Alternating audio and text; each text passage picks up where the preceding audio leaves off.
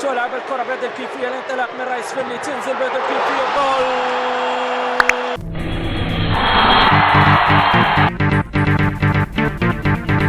مباريات المنتخب الاسباني هذه السنة على المباريات الودية.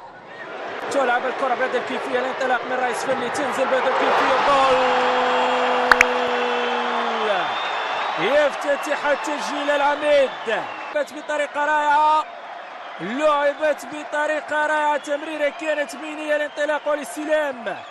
مباراة نتابعون التمريرة بخارج القدم من جانب إدريس الرئيس فني، كان لاعب المرصاد وكان الأسميد الكابيتانو سفيان المسرير يعلن عن أول أهداف المباراة. إدريس اليوم القوية على مستوى العالم، وهدف التعادل، هدف التعادل للمنتخب الاسباني. دانيال غابرييل يسجل هدف التعادل للمنتخب الاسباني، هدف مقابل هدف.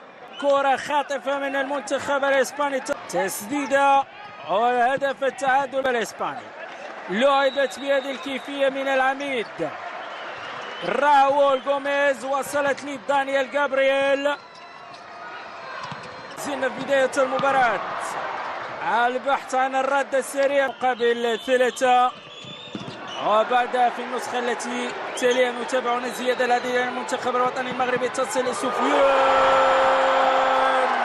جول جول جول رائع. سفيان الشعراوي، الوطني المغربي أمام فرحة الأنصار، أمام فرحة الجماهير على مستوى المدرجات. هدفين مقابل هدف واحد، بأكيد اليوم بقاعدة كبيرة وجماهير عديدة تنتظر مباريات المنتخب الوطني المغربي، وأيضا مباريات البطولة الوطنية التي تنقل عبر شاشة القناة الرياضية لكرة القدم داخل القاعة. إسماعيل أمزال أتمنى ذلك من منطقة الضربة الحرة المباشرة، والهدف جول جول جول جول جول جول. هدف ثالث للمنتخب الوطني المغربي هذه المرة، أوليفيه خوسيه ميغيل، والهدف الثالث للمنتخب الوطني المغربي، والفرحة على مستوى المدرجات. هكذا هي الأجواء على مستوى المدرجات، وإن شاء الله الأفراح ستتواصل بعد هذه المباراة وبعد مباراة المنتخب الوطني المغربي والمنتخب الأرجنتيني الليلة بتتويج.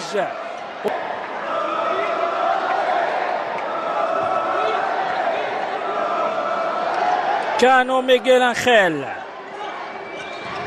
تلعب الكرة بهذه الكيفية، والهدف الثاني للمنتخب الإسباني، والمسجل دانييل لوبيز.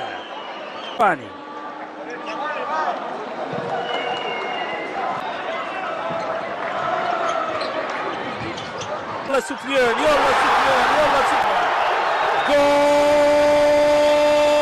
جول من سفيان الشعراوي. سفيان يسجل ثنائية ويسجل الهدف الرابع للمنتخب الوطني المغربي أمام المنتخب الإسباني. لا تنسوا الاشتراك والضغط على زر الإعجاب لتبقوا دائما في قلب الحدث.